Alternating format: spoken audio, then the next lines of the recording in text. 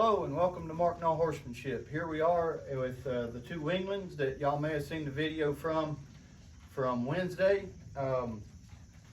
Just to give you a quick little history on what we've done with these weanlings so far. This here is a 5-month-old weanling. We fold these foals out here at our place. We have 3 this year. They're by our stallion and out of our brood mares. And if you need to know more info on that, you can check on our website, and you should be able to find all of their pedigrees. If you have trouble finding them, just let us know and we'll send them to you. But this is Solomon. His name's Solomon, and just to give you a quick little what we've done so far, history here. We haltered these things for the very first time on Tuesday of this week. We did not document that, not for any reason at all other than we just didn't document it. The video that you'll see if you've seen it before this today, the other video we have was on Tuesday. It was on Wednesday. Wednesday, sorry. We haltered them first on Tuesday, no video. Haltered them again on Wednesday, and that was the second haltering and the first time ever any pressure was applied. We did not halter them at all on Thursday. We just turned them out. And then yesterday I haltered them, and I was so pleased at the way they led around in this stall. Now, if you'll go back and see the video, keep in mind that was the first time I ever applied any pressure. And so I'm going to show you today the benefits of working these, whether it be a young horse at this age or even an older horse that you're riding, the benefits and the key factors behind getting control and working the hindquarters. So I'll get into that as we go. It's going to be a short video. We're just going to show y'all briefly at where we're at with these foals. I want you to keep in mind these weanlings. I want you to keep in mind as well that they are up for your consideration. So if you watch this and you think that someone may be interested, then share this video with them and pass it along, please. It'd be much appreciated. And also want to remind everyone that not only, I don't know where you'll see this at, but if you see this on our Facebook, don't forget to like and share. And then also we have a YouTube channel under the same title as the Facebook title, which is Mark No Horsemanship and Knoll Family Quarter Horses. If you would, go on there, subscribe, hit the subscribe button. We're trying to build that YouTube channel up. YouTube channel. So anyway, so here we go. Here's Solomon. I'm going to quieten down my voice just a little bit and just present this halter to him. He usually likes to, what he'll do is he'll walk forward a few times and then he'll back up and he walks forward, and they're just anticipating being captured, but he's getting better about it. So it's a good, cool, brisk morning here. You do got to be careful for everybody feeling good. So as I go to present him with this halter, you'll see him, he starts to leave. I don't just grab him. That gets a horse, especially a weanling, fearful.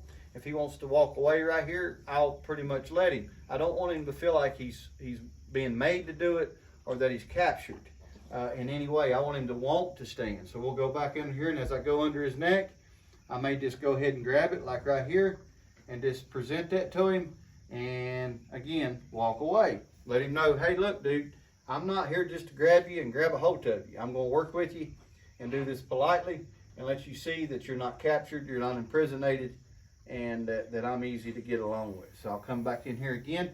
One key factor I'd like to see everybody start doing, and that would really help you when you're catching a horse, whether it be this age or any age horse.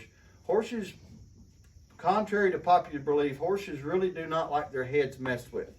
A rub around the eyes sometimes pretty good to them. So what I like to do is go to what I call a neutral spot, which is their withers. I like to walk up to a horse's withers, even if their head's to me. I don't just go to their face all the time with my hands. You remember, we got fingers, and they don't know really how to look at us right now. They might be thinking we're a predator, or you know, I don't think this colt thinks I'm a predator, but I'm just giving you things to keep in mind that when a horse maybe all of a sudden, people say, well, why did that horse, I've caught it 100 times, and then all of a sudden that horse will, they'll ask me, when I went out to get it, it acted like it'd never seen me before and was scared.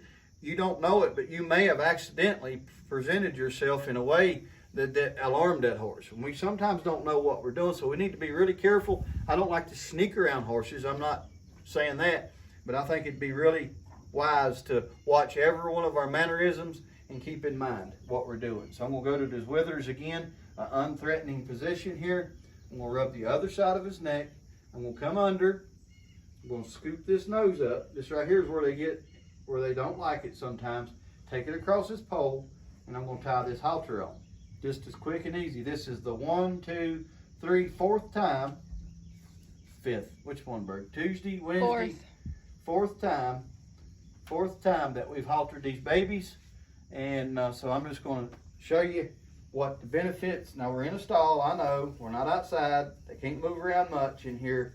But hey, you got to start somewhere. But I'm going to show you the benefits of utilizing and teaching these horses to break loose in their hindquarter. So right here, I'm just going to come in, and I'm not going to pull. I'm just going to walk around. Look at that, how light. I've done horses my whole life for the public, almost 28 years of my life, and I've got horses in that were supposedly riding, and they were stiff. They did not yield to their hindquarter to anything worth a poo. Don't really like that word. Worth a hoot. I don't know, but they just didn't do a good job at all. So I like to get control and to really yield these hindquarters. And see, here's the benefits of that. Now, once you do that a few times, now look here.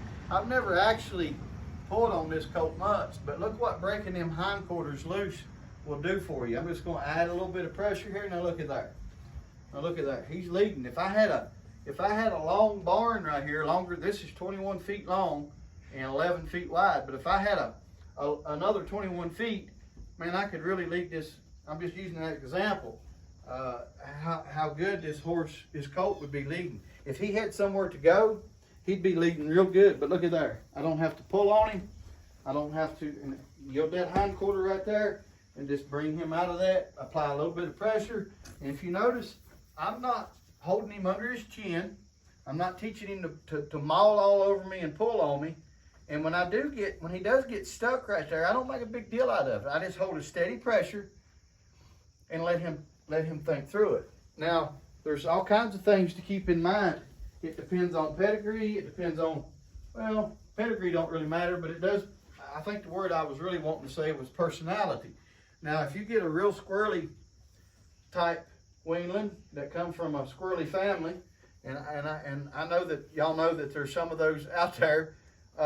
The same thing applies, but you just go about it a little bit differently. You just keep in mind, and you may be a little softer, you may be a little more patient. But luckily, these colts, these weanlings, that's why we're trying to push this as hard as we can. Our stallion is 19 years old, and I hope he's got another at least 6, 7, 8, maybe 10 years in him. But we're trying to introduce him to the public in a way of his mind. He's got such a good mind. I mean, these colts, you know, this is 4th time haltering. And before that, now let me back up and say, for those that ain't heard me say this, before we haltered these 4 days ago, or the 4th time, it's been since Tuesday, but today's the 4th time, but before that, they had no haltering. We had maybe laid our hands on them a couple times of the month that they were in the barn with their mama after they were born. And we may have touched them outside a little bit when we would feed of the evenings and stuff. But they never had any hands on until haltering until Tuesday of this week. So I have to say that we place all the emphasis for that good mind. I'm not taking the mare out of it. We've got good mares too. But our stallion, he really produces a good-minded horse. And if you do what I do for a living, you will cherish a good-minded horse. Because I have to work with the squirrels, the good ones, the ugly ones, the bad ones, you know, the drama ones, the theatrical ones. I've got to work with them all. And when you get one that's good-minded, it's cherished. So they're right there. There's Solomon. I'm not going to mess with him too much. I'm going to let him come off of that. So the whole point of showing you this, how I get him to lead, how I've gotten him to lead up and down this stall, is by, you have to go back and watch the first video, is by what? Breaking this hindquarter loose. Look at here. You've got to keep that hindquarter loose. You don't have to be abusive. You don't have to be abrupt. Just hold and let them think their way out of it. Now, if they didn't think their way out of it, or if they thought out of it the wrong way, and sometimes that will be going straight up and fighting, then you would have to have a good feel and good hands to be able to release when you need to. Because if you don't watch, you can get these weanlings airborne up in the front, and they may flip over backwards and hurt yourself. So you gotta know when to let some rope slide through your hand. And once you get that kind of, I ain't gonna say mastered, but once you get pretty good at that, then the accidents and this type of thing right here that we're doing of teaching these. Now look at that. You just can't beat that. That will be eliminated if you get good with your hands. I mean, if I wanted to, I'm not ready to just yet, but I believe he's almost ready to take out of the barn and lead around. Now, when he gets out there, he's going to have more access to move around, and he may want to. What do you do there? Well, you do the best you can without really getting that colt in trouble. So there's Solomon, and we'll splice these videos together. But let me get Solomon unhaltered, and I'll be over in the next one stall, and we'll be right back. Ready? Mm-hmm. Here we are with right back again with Jubilee. Jubilee is 5.5 months old. She's actually older than Solomon, but Solomon over here, he's going to be a pretty good size horse. But Jubilee is 5.5 months old. She was the first one that we had born this spring, and again, she's by our stallion and one of our brood mares. And you can go and look at the pedigree of all these horses. Solomon's papers has already been back. We've got him registered, and we've sent in the paperwork, but we're just waiting on her papers to get here. So maybe give them the Odie's registered name so they can research it. Odie's registered name is, and you'll have to remind me of his registered name. It's LB Otto Cream. Yes, LB Otto Cream. You can look him up. Cream is C-R-E-M-E. That's correct. And look him up and check out his bloodline. I think you'll be quite amazed of how of what he is. He's basically Otto and Poco Bueno. So I mean, there's not much more on there. You'll have to go back and really search to see the other, and I haven't. I need to. But anyway, he's bred pretty nice. He's a Carmelo himself and guaranteed color producer. And I wanted to, before I get started with her, I did want to mention that for all of you out there that may not know this, but Solomon right here, he's of course a little stallion colt, and he is also a guaranteed color producer. So if you're into the breeding aspect of things, or if you just got a little breeding, a small operation like we do, we've got 3 mares and a stallion, he would be a guaranteed color producer to where you can get some color. Just for an example, I mentioned it on another video, but a bay mare, your chances of a buckskin are pretty good. So just to keep in mind how that works is a Carmelo is a double dilute. So what you do is you take your mare and you dilute her base color. And that's how you get your baby's color. So for instance, if you have a sorrel mare, you dilute her base color, which is red, which guarantees you a Palomino from a Carmelo stallion. That's right. Burgundy's done all the research. I just get it from her, but she's getting pretty good at it, and so it's pretty interesting. So a Carmelo may not be sought after for the color itself. I wasn't a big fan of a Carmelo. I even told the lady that owned the stallion before us that, and but once I learned the color thing and all that, I was pretty much all for it. So anyway, so here's Jubilee. Like I said today, same amount of haltering that he's had. I won't repeat myself, and we'll just come in here. I always go to the withers first, let them know that I'm not going to attack them.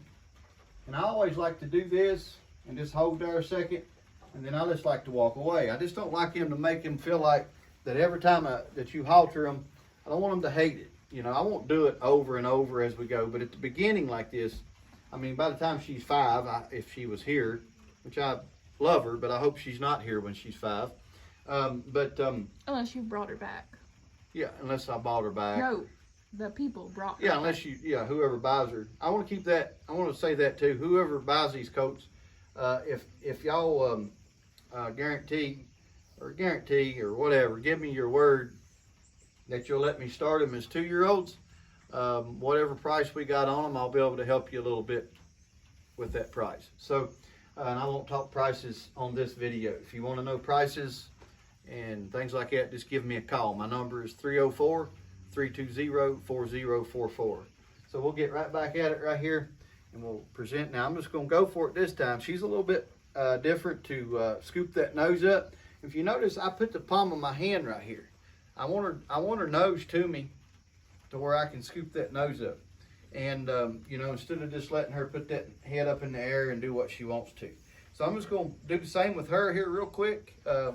We're actually trying to get out of here today to go to a little local wild pony sale, and just for fun, just to get out a little while and get us a bite to eat. So we're just keeping this short and sweet today. I just wanted to show y'all where they're at and the benefits. If I had to title this, which I probably won't, but this is the benefits of teaching a horse to unlock, how to unlock that hindquarter on a horse from the get-go. So I'll just show you what I'm talking about here briefly. So I'm going to unlock. Now right there, if you notice, when she first went, that was all front end. It wasn't hindquarter yet. So you got to watch this stuff. You can't quit. If you're focusing on the hindquarters, you can't quit when they bring the front end around. That's later. That's much later. But right now, it's focused on the hindquarter. So if you'll watch right here, there's hindquarter. A little bit of front end. There's hindquarter. There's hindquarter. There's hindquarter. A little bit of front end, not much. And here is, there's front end, there's hindquarter. So if you'll get real good at noticing, licking them lips, she's really soaking all this up. So if you'll get good at noticing the difference between the front end moving and I've seen some people be not fooled, but mistaken with a circle. You know, if they're just walking in a circle and their rear end is following their shoulders, that's not really a yield. A yield is when they pivot on their front end and they give you all of their hindquarters. So right here, we'll do it again. If you notice, she's actually, right there's hindquarter, hindquarter, hindquarter, hindquarter. There's hindquarter. That was a true right here. We're going to get in a little bit of dilemma. That's okay. There's hindquarter. So, and I want to point that out too. When she said, no, I think I'm going to go the other way, I didn't pull, I didn't jerk. I kept my hands calm, and I just slightly, now right there, even now, I'm going to start teaching these things not to do that. I know that's cute and everybody likes it, but I've seen many, many videos of horses attacking and biting people in the face. You got to be real careful. You got to keep you got to draw a line. You got to draw a line. I know these babies are cute, but man, right now is when they're soaking up everything. So right now is when it matters most. And I want to talk about that briefly, and I think I left the subject, but that's okay. I was talking about hindquarters and how a circle is not a true yield. So, but I want to talk briefly about this baby thing. You know, everybody thinks it's good to just pet and rub and let these babies be all over you and you all over them. Stop it, please. I get these things in here as 2-year-olds to start, and I've seen some nightmares at 2-year-olds. You cluck and you smooch, and they just stand there and look at you. You twirl a rope at their hindquarter, and they may walk off a little bit. I'm not saying I want them scared, but I want them respectful. And, you know, I have to fix some 2-year-olds before I can start them. I really do. I like them fresh. I like them like, if these two were to stay here, I would get these two where they were doing this pretty, you know, a little bit better than what they are now. They'd go outside. And then every now and then, I've got my place set up here. Every now and then, I'd bring them in. I ain't going to guarantee I could go out and catch them in the field, but I'd bring them into a stall once or twice in between their, the days of them being out, from a weanling to a yearling, about 4 or 5 times in that span. And I would halter them and lead them around and yield their hindquarters, take them up to my working barn and training barn and move them around the round pen a little bit. But I would not just keep rubbing and everybody thinks that's doing the horse good. You got to get your hands on it. it's not doing them any good, especially if you're doing it in a petting way. So, did you have something you wanted to add, Burgundy? All right, so right here, we're just gonna, now I'm just gonna go forward. Now looky here. Look how well she's coming off that halter rope. Y'all go back and watch the first video, and you'll see the first time that I applied what I call forward pressure. And it all stems from getting that hindquarter unlocked first. There is a big gateway that you open up when you teach a horse how to yield them, properly yield them, unlock. I'm going to call it unlock. Unlock them hindquarters from an early age. It's a big door that you open up for the future with this horse. But she's coming off that halter pretty good. I think I could lead her around outside if I wanted to. Like I said, we're trying to, you know, kind of take a day here and go have a family day. And so we're not going to get into it right now. Plus it's sprinkling raining just a little bit. And we'll come back this evening in a few hours, and we'll let these things out and play a little bit and all that. So just a fast forward thought of what you'll see here in the near future of me up in the pen with them, up in the training barn, and I'll be desensitizing, tossing ropes on their back and off their back, teaching them to lunge a little bit and working with their feet. So there you go. The benefits to unlocking the hindquarter on a weanling. So that you're teaching to lead. So I appreciate you watching. Don't forget to, if you're watching this on YouTube, to punch that subscribe button. If you're watching it on Facebook, don't forget to like and share. And we really appreciate you all, and thanks for watching.